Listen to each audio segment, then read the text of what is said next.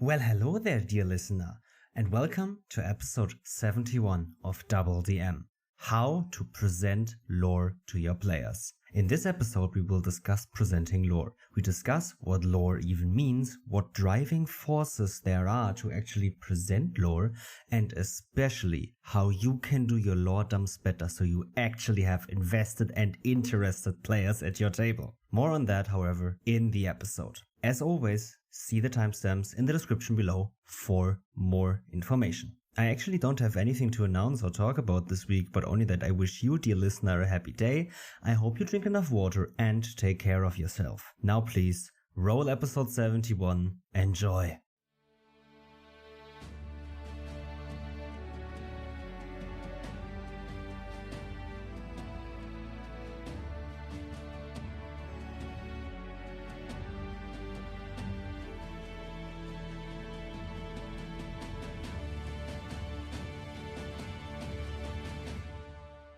Hello and welcome everyone to episode 71 of Double DM podcast. I am, as always, your host Emil, and I have with me today my co-host Nils. How are you doing? I am doing great. I just came back from vacation and I'm still delighted by it. Yes, I was in an amusement park in Germany, in southern Germany, for 2 days, and roller coaster rides galore, basically.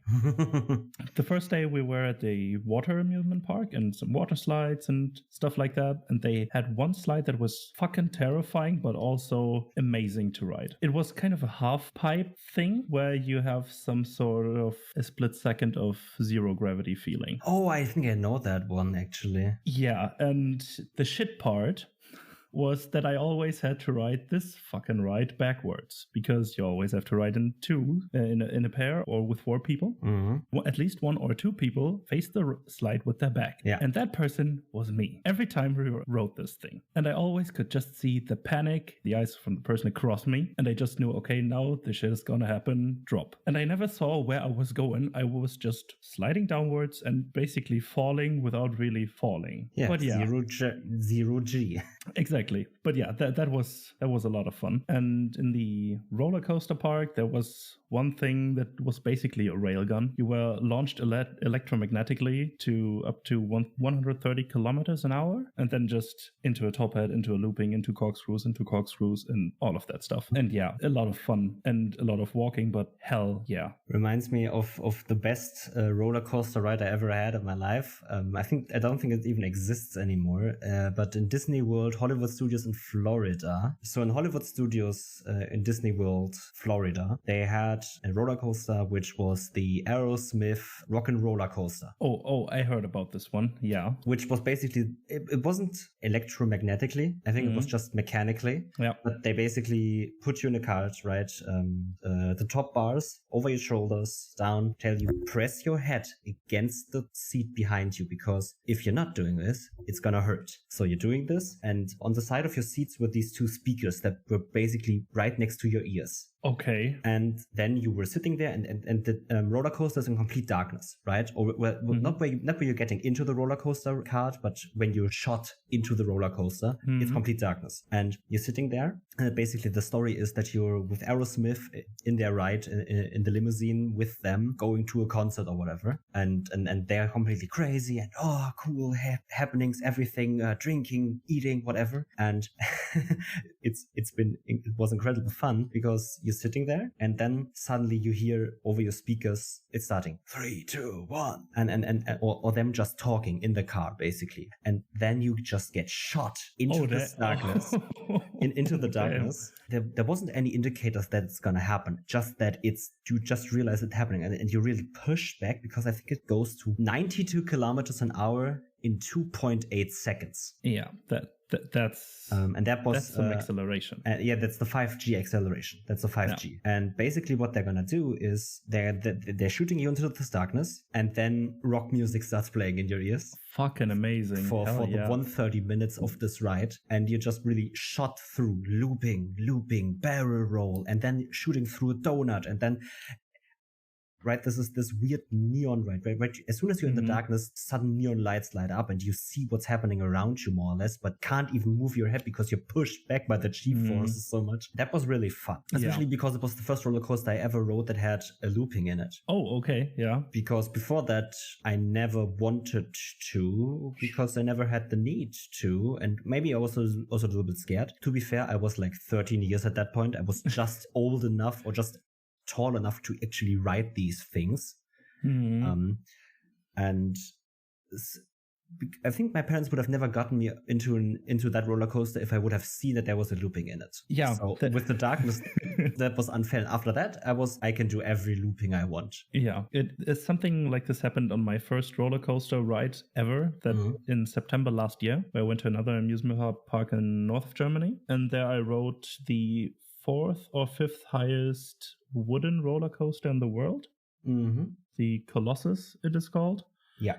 With, I think, about over all of the track combined, about 3 to 4 seconds of airtime, with 0 G feeling when you just drop, and then kind of bunny hopping moves, but on a big fucking scale. And yeah, after that, it was all free game. Just this roller coaster, this one. But one thing I still cannot do is just these free fall towers. I can't explain why, but I just feel like sitting in a roller coaster gives me a better feeling of security when I just not completely 90 degrees just drop, but more or less slide in a steep angle. Can you do the roller coaster that go 90 degrees downwards? Yeah, or at least I didn't try 90 degrees, but the steepest angle was not 90 degrees, but 89, 78. Oh, okay, or something like this, so close to 90. I can't do those free fall towers either, or well, not most of them. There are a few I can do. It's really weird. It has nothing to do with the height. I think it has just something to do with the suddenty of the drop. Yeah. Because, again, Hollywood Studios in Disney World has this horror free fall tower where you're basically in an elevator and get pushed up, down, through different horror scenes that happened in Hollywood, right? I don't even remember what scenes they were, but it's basically this horror tower where you're getting pulled up, then something happens, you get pulled down, and then something happens again, then you get pulled up again, and I can't do that because the drops are very short, but also, it happens.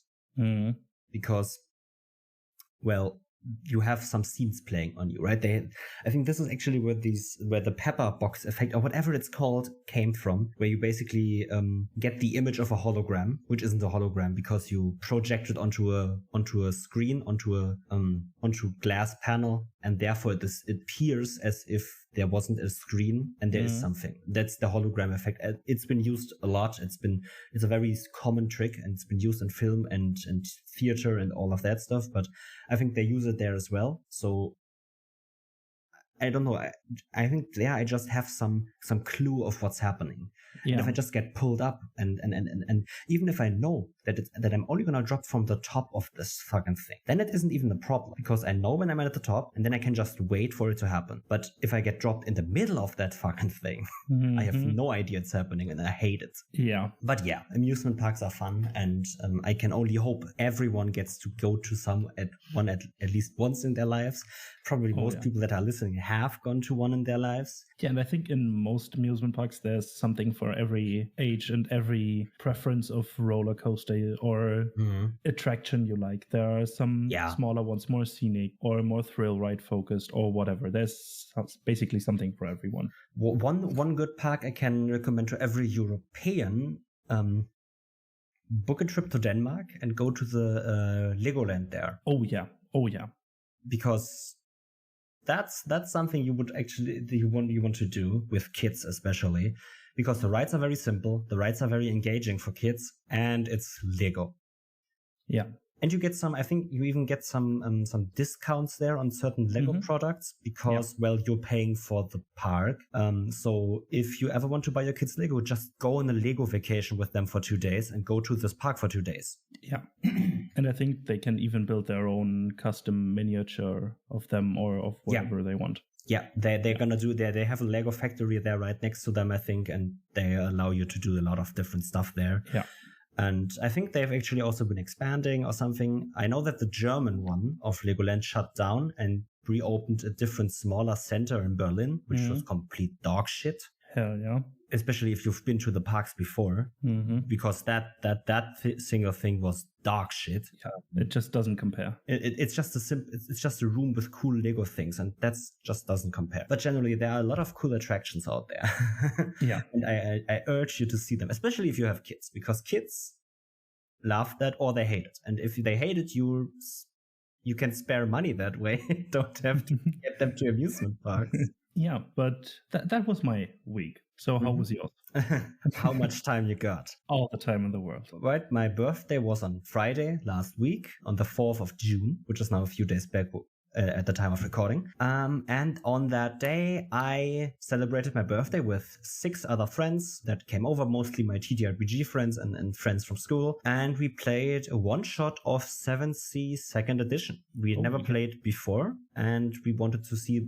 I had a few systems prepared, or more or less given to my players. Choose one of these, we're gonna play it. They chose 7th Sea, and we played that. And that was a lot of fun. Yeah, I just think that John Wick, the creator of the game, has done an incredible job in creating a very fun experience for me and my players, or for all players of this game, because the system says upfront, you're a hero. You can do everything that you set your mind to. Obviously, there's still failure involved and all of that stuff, but basically how it works is you say what you want to do.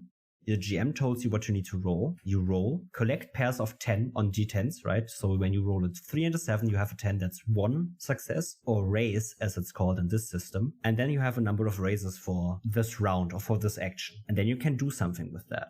To complete your action, you need 1 raise. So for example, when you say, I want to jump across from ship to ship on this pirate battle, that's an athletics check or something, and that's 1 raise to get across to the other ship. And then there are consequences or things you need to avoid. For example, harm.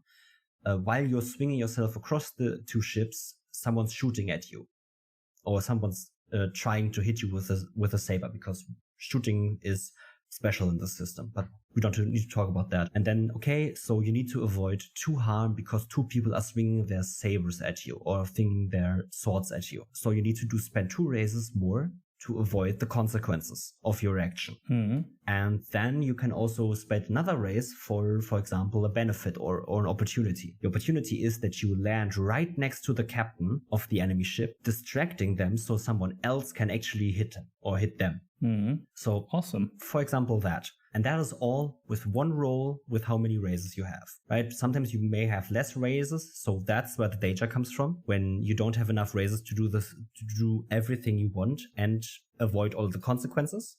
But it's not too hard to avoid consequences and do the thing you want to do. So it's a system that very much goes into swashbuckling movies, right? The Pirates of the Caribbean movies. If you've ever seen one of those, probably everyone has in their life. Exactly what they do there. There was a scene in, I think, Pirates of the Caribbean 3 or 4, I don't know, where Jack Sparrow is taken captive by the British, brought into the palace, and then has a very cool escape scene. And basically, that escape scene is exactly what you're supposed to do in the system. Awesome, yeah. And yeah, that's basically how the system works. You're supposed to very easily do stuff, but have very fun consequences and have a lot of fun. And yeah, my players they found this golden map, some sort of map that they followed, and the map evolved over time. And then at the end, there was a big 3-way battle between them, an Avalonian, which is basically the British equivalent in this world, or an Avalonian marine ship, a ghost ship, a kraken, in a maelstrom.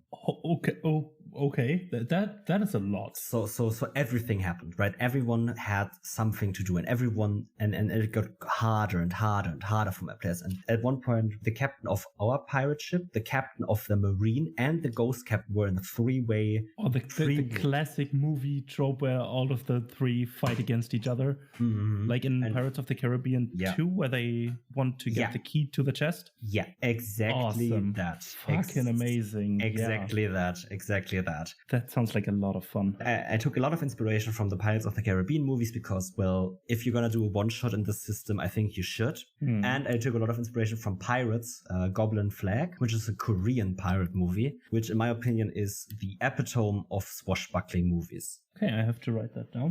You don't understand anything, what's happening, not because it's Korean, but just because the story is, because it's completely bonkers what happens. And yeah, that's a lot of fun. But yeah, that's what my birthday was. It was a lot of fun. We played for 12 hours. Okay. And the day after, I was completely hungover. Not because I drank too much, but just because I was so exhausted socially that I just slept till 1 p.m. Yeah. And then didn't do anything for the day. And yeah, that's where I'm at. I also moved a week before that, so that was fun. Yeah, a lot of fun happened. Came together and then just being exhausted all the way through the next day. Yeah. But it's not the bad kind of exhausted and hungover, but the, I did a fucking amazing job. We had a lot of fun and I can rest now. It's the holy shit, that was fun, but holy shit, do I need a fucking 24 hours now. Yeah, exactly. So yeah, right, GM cooldown is something that happens, right? And especially if you're going to sleep right after your session, I can tell you that the cooldown comes the day after. Yeah. So that's why I never do my sessions into late night anymore, because the day after I'm just done for it. I think that's my week as well. So we both recapped our weeks, and we should dive into our episode about lore dumping, or how to present lore to your players and what to watch out for when you want to present lore to your players, because sometimes you do. So see you then.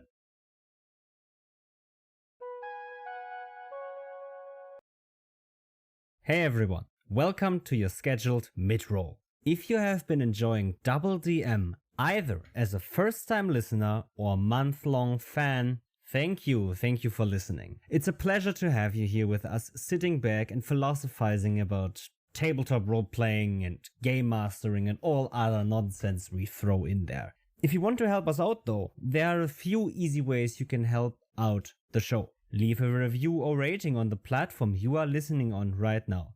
It's often just a few clicks and types away, or even better, tell a friend about us.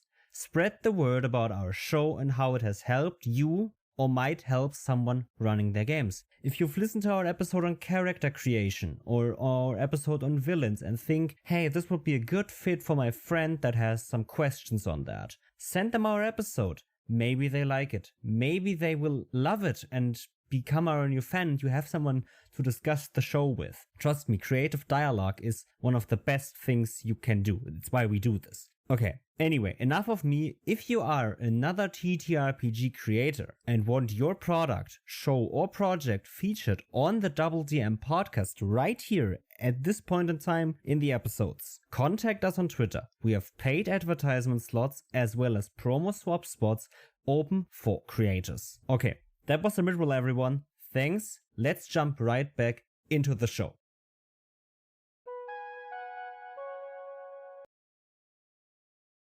And with that, welcome back. And today we are talking about lore, how to present it, and what it already is in the first place. So let's just throw this question right at Emil. What is lore? What is lore? Lore is hard to define because it's everywhere. Right, you could say it's just the history of your world, but that doesn't cut it, in my opinion. There's a lot more than just history to it. It can be sad as that, but everything that is somewhat in my world that has not necessarily instantly a mechanic behind it is lore. Every NPC's name, every NPC's occupation or whatever, right? It's all lore.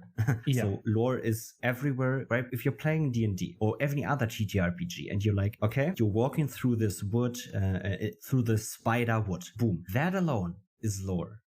Naming this forest is called Spider Woods, or has spiders in it, or just the fact that your players are walking through woods or through a forest. That alone can be interpreted as lore, because lore is the whole setting around your players. But in my opinion, when we're talking about lore as, for example, a community or as people in TTRPG discourse, it's more like the information about the setting you're in. The setting itself doesn't count as lore for many people, but for example, example, right? You're walking through this woods. This isn't lore for many people. Oh, well, it isn't often regarded with that term, lore. Yeah. But many people call, but when you say this is a spider wood, there's a lot of spiders here and people have gone missing over the days and weeks past. This is why your heroes are here. That is lore. That is history. This woods is known for its spiders or for its venomous spiders. That is lore per definition. Yeah, and I think the widespread, the more usually or the more common term of lore kind of overlaps with the basic setting aspect a lot, not just because of the history, but every place you name has that name for a reason. And even if you don't have that reason yet as your player, as a person, right? But in world it has. And it doesn't even have to be part of the history that you already have for your world. It's just, it is part of the setting, but it is also lore because it is in your world and acting in it, either passively or actively acting. 100%, right? It's all about any information you can present to your players can be regarded as lore that isn't inherently mechanical in the game. And even sometimes that overlaps. There are games that inform social interactions or lore in the world through mechanics, and that's fine. But that then interlaps way more, and that is a completely extra layer you need to think about. But generally, any information you present to your players about the world they play in, or about where they play, the surroundings of your characters, could be regarded as lore. But especially now for this episode, we're gonna focus on what is history, what is known facts, or not known facts, but facts for this world, right? To make it a little bit easier to talk about what we actually want to talk about, which is presenting that history, right? We don't need to talk about presenting the forest you're in. That's something we can do in a different episode, describing the world around them. But now it's about the facts of that world around them. So it's hard. Yes, I know, people, but think about it as if you open a history textbook in your world, everything in that is the lore we're talking about today. Even if there are pages that are blank because your GM didn't write on them anymore or didn't write on them, that is still lore. Yeah. The whole history of your world. Anything that forms something else, that is lore. Yeah, and I think you touched on an interesting topic already there, in a way to present the lore with, per usual, a book. A history book itself is a beautiful representation or presentation of lore, at least in our world. There are multiple other options in a fantasy world or in any other sci-fi world or whatever world you're playing in. So, Emil, what are some of these options? How can you present lore? There are a lot of options. I think a big distinction to be made is written or spoken word. So a book, a manuscript, a diary, whatever written down, pen to paper, basically. That is written word because someone wrote that. And spoken word is someone speaking that word, someone telling you. And that can be someone recounting a tale, someone reading or writing and saying a poem, someone making up, someone telling a mystical tale around the campfire about the legend that haunts these lands. Or making a song or singing a song around a specific topic. Yeah, those are the two distinctions of how we as humans have so far in our world recorded history and have presented history. Either it's been written down, retold, or third option, recorded. Yeah.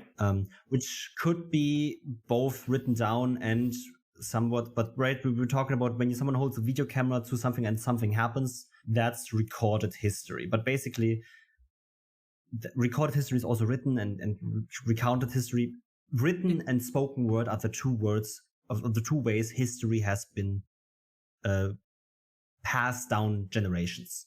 Yeah, and I think recorded is somewhere weirdly in the middle, overlapping more with one or the other at different times. Where the thing is, recorded itself as the word is the word for everything we as humans know about history. But recorded in the sense of having a video camera to something and recording an image is somewhere in between, or it belongs to the two. But basically, the most two importance were humans either put down the history in some form, they recorded it in books, pictures, an audio medium, or pictures, or a moving picture medium. Yeah. And in one form or multiple of these together were basically we could say it's recorded or spoken history. That might be even a better distinction. And Probably. with recorded, we mean everything that has been put down into a medium that could be passed down itself. Yeah, some sort of physical thing. You see why we have withheld this episode for so freaking long? Because it's so hard to define what we want to talk about. Because lore is we've had a few times this we've had this a few times before where we weren't able to define the terms we wanted to talk about thoroughly, that we could actually put it into hard facts, because everyone has their own definition of lore and what constitutes lore. We told ours, and now we're gonna try to work with a more accepted one, maybe. Or with a more general, broad one, or maybe even more specific one that we can actually work with, because the broader one is everything that you present to your players, and that's something you can't work with. So we had to specify it. And now we need to specify the categories of that lore, while we can't even specify the lore itself. So this is completely convoluted, but when we're talking about what you can do to present some lore, I think it will make sense. Some form. But generally, lore is either recorded or spoken. Then directly a follow-up question regarding that. What is the difference between recorded and spoken history? Because I think there's a huge difference in the information that is presented in either way. Well, for me, there isn't much of a difference at all on a first level basis.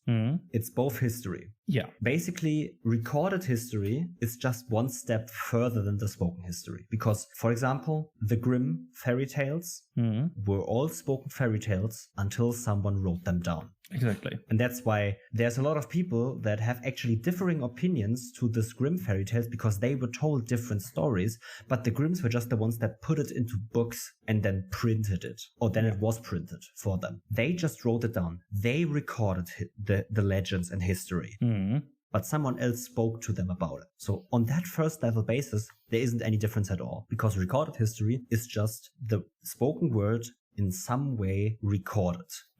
For example, written down. For example, recorded in an audio medium, or first-hand seen by holding a video camera to the event that's happening. So there isn't because it's both history on that first level basis.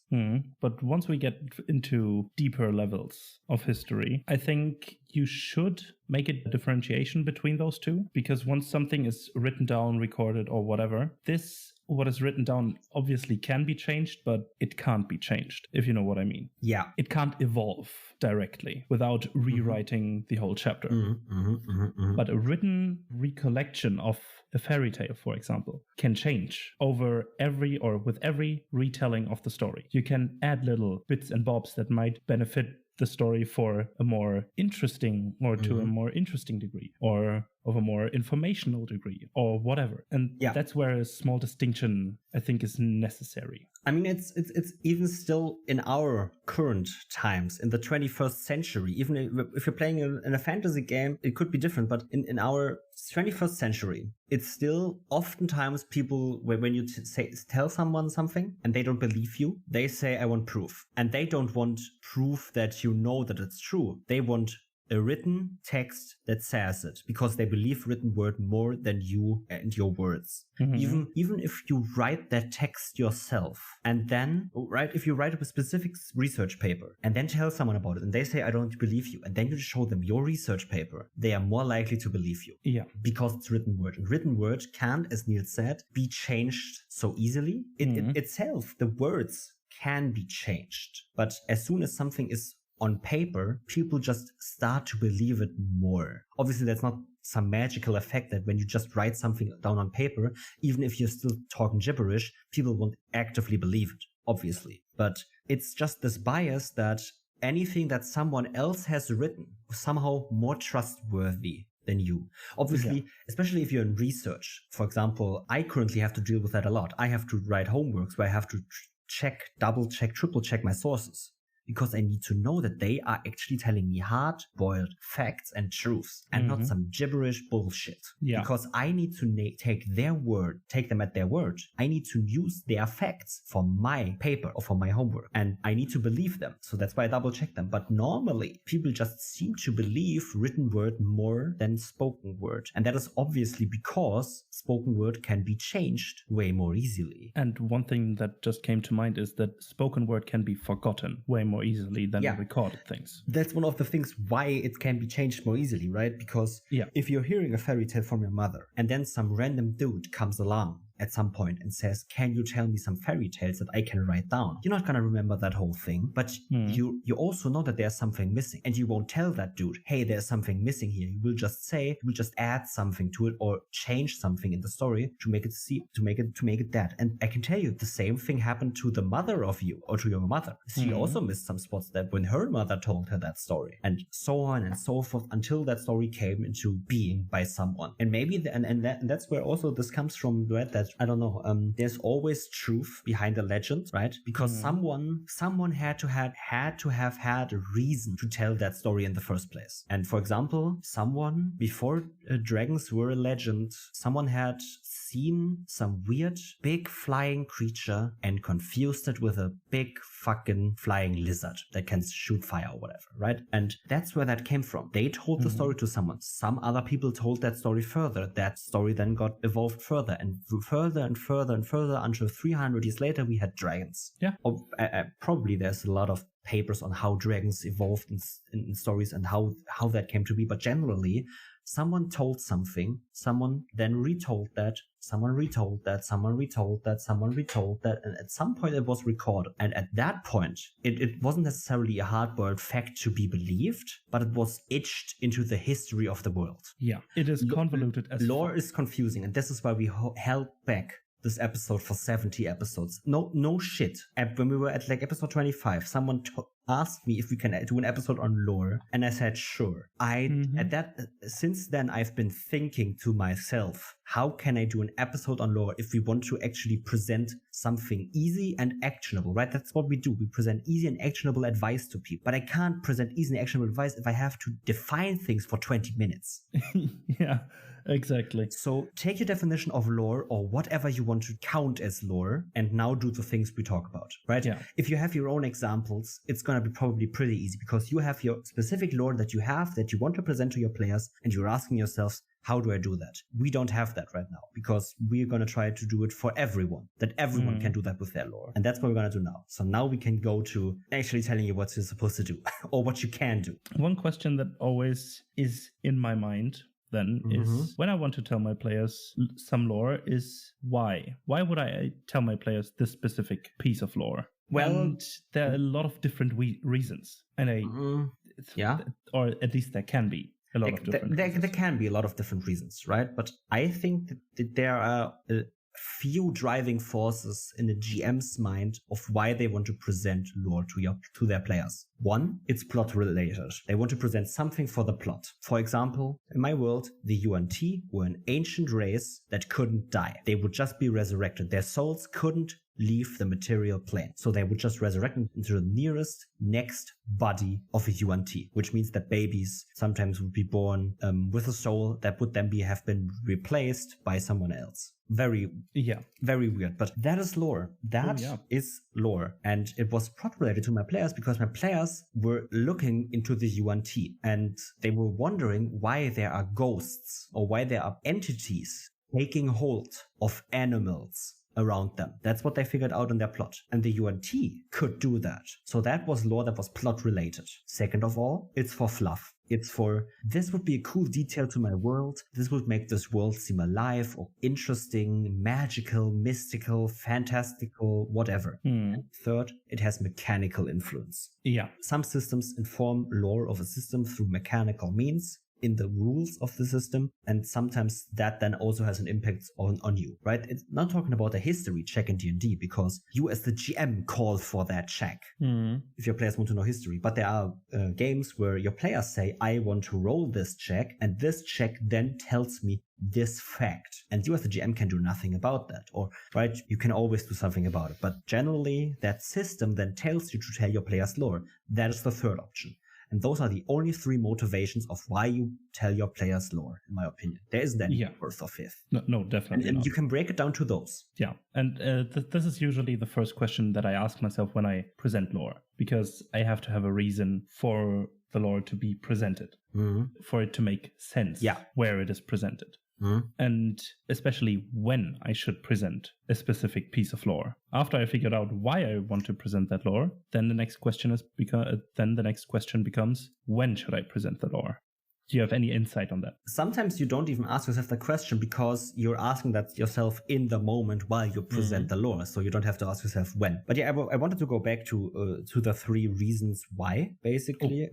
I feel that the most done of these three is the fluff one. Yeah. Is people thinking, this would be a cool piece of lore for my world, and that's fine. It's completely fine to have cool pieces of lore for your world and present them to your players. But please, remember that you're still beating your players with exposition over the head, that you're still dumping something on your players that isn't relevant to them right now. Maybe it is, but if it's relevant to them, it's plot related, in my opinion, right? That's kind of the definition of plot related for this. It's interesting to the players right now. A certain player's race option lore. For example, one of my players is a Dragonborn, and I have lore on Dragonborns. That is always plot related, because it is related to my character that is in the plot. Yeah. Sure, I can throw it in as fluff, but it's somewhat always plot related. It can always be driven back to a plot. And that's why that lore is always plot related.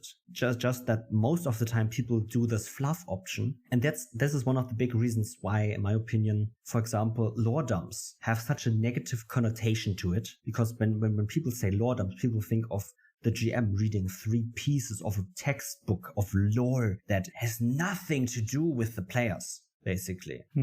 Yeah, that's bad. I'm gonna say it. That's bad. Beating your players over the head with too much lore is not what you want to do. You want to do it in the right places, at the right time, with the right amount of information. Yeah, so it feels organic. Yeah, and then every single lore dump you do, even if it's just a few sentences, is gonna have an impact on your game. If you tell your players the right lore at the right moment, they're gonna eat it out of your hand. They're gonna eat out of your hand. Trust me on this. Because if they're interested in the plot you present to them, and you present plot interesting or plot relevant information, added with a little bit of fluff information maybe, that can be useful later, at the right time, when your players are basically asking for it, your players are gonna eat out of your hand. Yeah. And that's what you want. But okay, coming back to when to present it. Niels, please tell me, when is the right time to present lore to your players? I think there isn't a perfect definition of the perfect time to present the piece of lore, because it depends on the piece of lore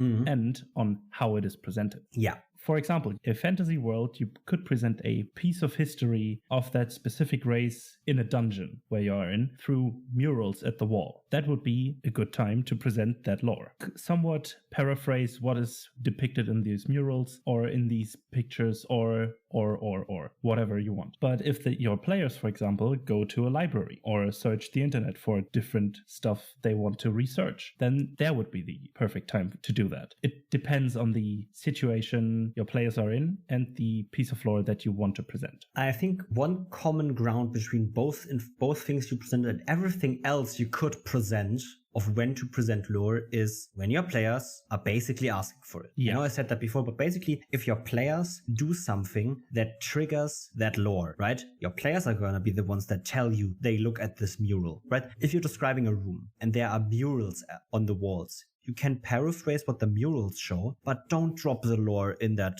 exposition of the room, because it's going to be too long and it's going to bore your players and they're going to miss maybe other more important details. So do a short description of the room, for example. Then when your players say they look at this mural, you can then do the lore drop of that mural. And that is your players asking you, what is on this mural? What is this lore? What is the history behind this mural? Tell me, please. And then you can do your lore drop. And it's always your players asking, because it needs to be their characters wanting this lore, right? Yeah. Okay, there are two types of people.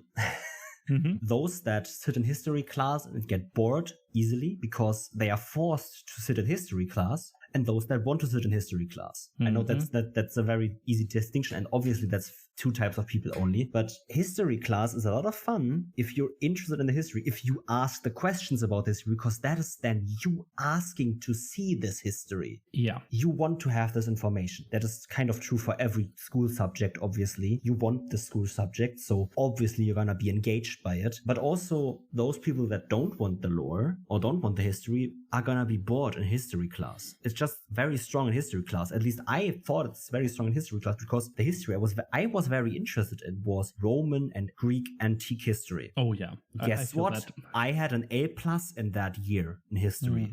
And then we had French Revolution. I was so bored in that, and I only had a C. Yeah, or the 5th iteration of Second World War. But it's a very important topic to talk about as well, right? Exactly. Especially if you're in Germany, right? That's something that's very Germany specific, because we have to do that 5 times in our lifetime. Yeah, but if you talk about the same thing the 5th time within 5 years, it becomes repetitive at some points. But it's especially with the Second World War, it's important to talk about it repetitively, so it never gets lost, right? That's one of the important parts. This history is never allowed to be lost. Yeah. And that's why we have to do it a lot. But going back to, right, if you're interested in the topic, you're going to be instantly engaged by it. And that is also true for TTRPGs. So if your players are interested in some certain type of lore, tell them about it, because that is when they're interested.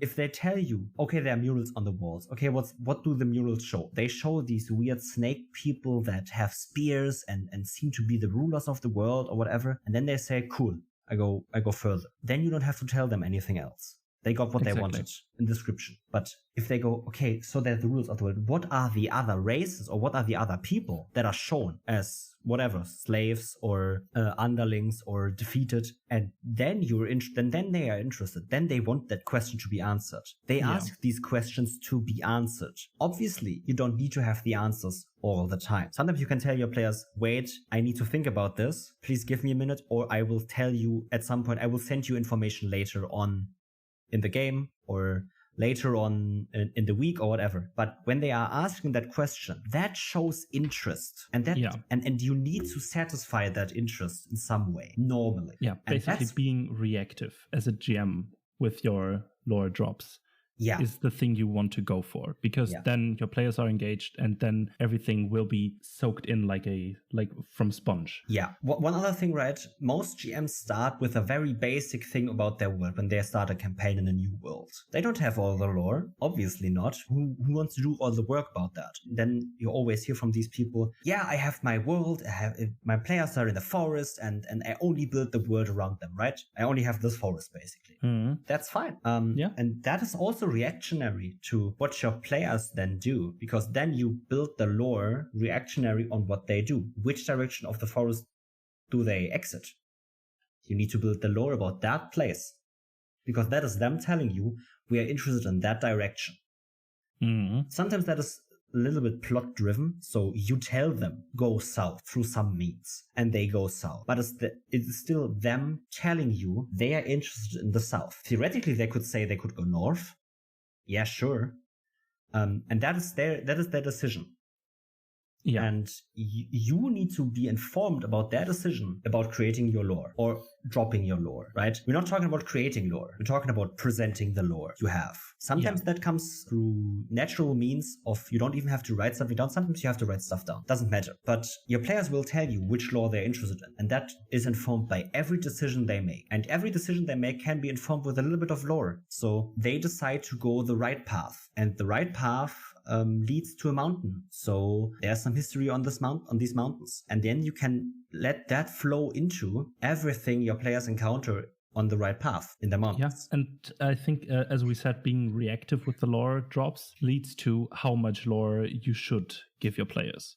Basically, as long as they keep asking for it in this moment. Yeah, but especially, right, if you're thinking about, if you're a GM like me a few years ago, I would have written down a perfect script of the description or the lore I wanted to tell to my players. So that I would have just to read it. How much do you write? That's a hard question to answer. But generally, I would say keep it to 5-sentence maximum. Yeah. For each question your players won't ask. Obviously, you can yourself write 2 pages of lore, but if your players ask for something specific, for example, with the murals, and you have 2 pages of backstory lore on the UNT, and you describe to your players some murals, and these murals show generally the cultural, they show warfare, and you have a section on warfare. Then just take a few sentences from the section of warfare and tell it to your players that are presented in this mural. These, so for example, these UNT, they had spears and shields most of the time. They had full plate armors. They wore helmets. That is all something you can see in the murals. And then you can say, and they were tactically informed. They had formations. They had leaders on the battlefield. And that is something you can also say. And that is all you need to do.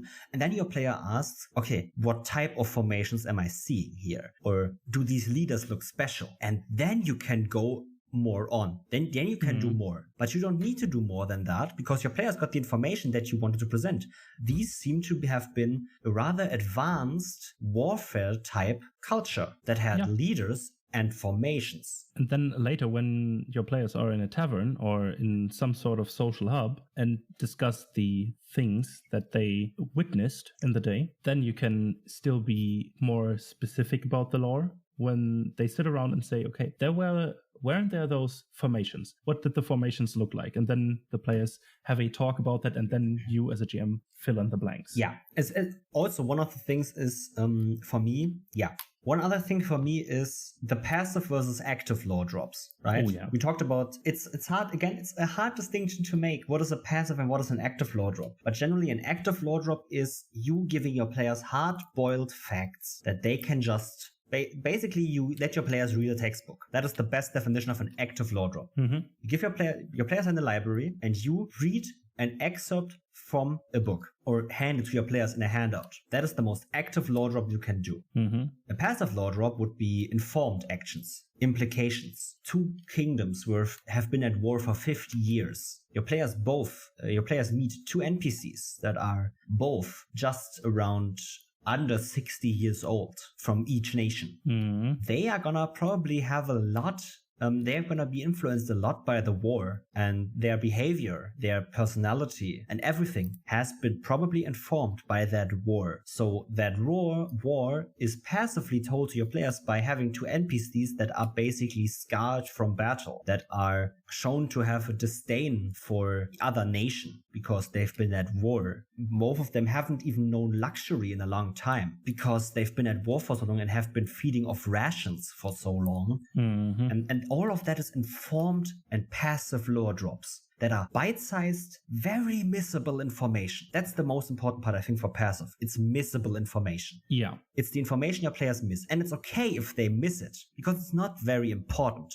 But if you have something very important for your players, for example, your players need to stop a demon ritual, a demon summoning ritual, and you put that how to summon into a lore drop about demon rituals. That's fine, especially if your players enjoy that. Do that. That's cool. Even if you make a page from it, from a Demonomicon, where you rip a page out and write about this. This is very cool. If your players enjoy it. If they don't do it. Then just let an NPC tell them what to do or whatever. But that is an active lore drop. You give your players that book or that page, whereas there might be a lot of fluff, but there's also the hard-boiled facts of how to stop it. And that's an active lore drop. And the passive lore drop is that's where it's a lot of missable information. Things your players might miss completely. Yeah, where it's just through implications, the way people talk to each other, people handle different situations or react to different sounds or actions from the players. that may just imply something from the history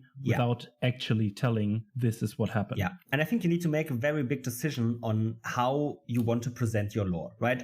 I don't think that decision needs a lot of thinking from you, because it's going to happen randomly or organically while you prepare your games or while you play your games even. But you're going to be one of the two. Either you present your players with very active facts that are basically unmissable for them and that you don't want them to miss. So if you have information that you don't want to miss your players, you need to make it clear that this information is not to be missed. You need to make sure that this information is not missed. Yeah. And that is not through doing this, through having an NPC make a minor remark about something another NPC does that should inform that lore that your players need to know to stop the demon ritual. That's a lot of steps that when your players miss one of those, that's over. And if you reduce that steps by telling your players actively, this NPC does something that is relevant to you, that is one step, and it's very clear what your players are supposed to do. Investigate that step, and it's unmissable, right? They might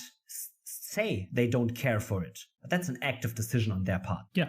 It's not a passive. It's not a passive. They missed it and now it's gone for them. It's they decided we don't need to pay attention to that lore or to that information we got, so we don't pursue it. But if we don't give them the option to pursue it, they obviously can't pursue it. Yeah, and I think with what you just said, it just helps to weave in the lore more organically with a mixture of these two, with a active and a passive part of giving your players lore. Because I think like you said, the active lore drop is just here, this is the information, do with it what you want. And the passive lore drop is more like laying out lore, and if your players bite, then you can give that information to the players through active lore drops. But the passive thing is just a way a person reacts to something. And then the players ask, hey, why is this person reacting this way or whatever? And then you can go on. Then you have them on the lore. Exactly. But that's a gamble you need to make, or you don't want to make, rather. It's a gamble you don't want to make, because if that gamble doesn't pay off, all the lore you had for that is gone. So that must always be lore that you do not need. Exactly. As soon as you need the lore, you need to be upfront and direct, because if your players miss it, you're gonna just be, now they missed it. Now they can't stop the demon ritual. The world is doomed. Period. Yeah. As long as it's plot relevant, don't beat around the bush. Yeah, exactly. Just brute force the information to the players in any way, shape, or form. Oh, suddenly there is a book on their porch. If they completely disregard anything that you present them, but they need this to make an informed decision. Oh, a flyer flies right through the street into your hand. There you go. If they then throw this away, this is on their part. Yeah. But you gave them not just the opportunity, but you basically beat them over the head with it. This is some information that you might need or might want to know. And if they then chose to disregard that or just don't care about this information, you're good. But your players aren't.